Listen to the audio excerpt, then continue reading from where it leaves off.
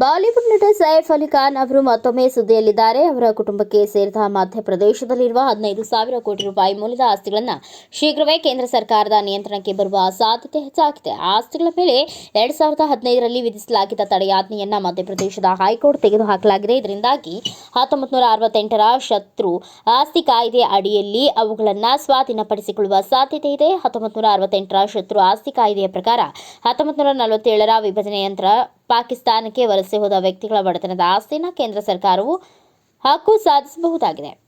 December 13ರಂದು ಈ ಪ್ರಕರಣದ ವಿಚಾರಣೆ ನಡೆಸಿದ ಕೋರ್ಟ್ 2017ರ ತಿದ್ದುಪಡಿ ಮಾಡಿದ ಶತ್ರು ಆಸ್ತಿ ಕಾಯ್ದೆ ಅಡಿ ಶಾಸನಬದ್ಧ ಪರಿಹಾರವಿದೆ. ಈ ಪ್ರಕರಣಕ್ಕೆ ಸಂಬಂಧಿಸಿದಂತೆ 30 ದಿನಗಳ ಪ್ರಾತಿನಿಧ್ಯ ಸಲ್ಲಿಸಬೇಕು ಎಂದು ಪಟೌಡಿ ಕುಟುಂಬಕ್ಕೆ ಸೂಚಿಸಿತ್ತು. ಇಂದಿನಿಂದ ಈ ಆದೇಶಕ್ಕೆ ಸಂಬಂಧಿಸಿದಂತೆ 30 ದಿನಗಳ ಒಳಗೆ ಮೇಲ್ಮನವಿ ಸಲ್ಲಿಸದಿದ್ದರೆ ಕೋರ್ಟ್ ಆದೇಶ ಪ್ರಕಟಿಸುವುದಿಲ್ಲ.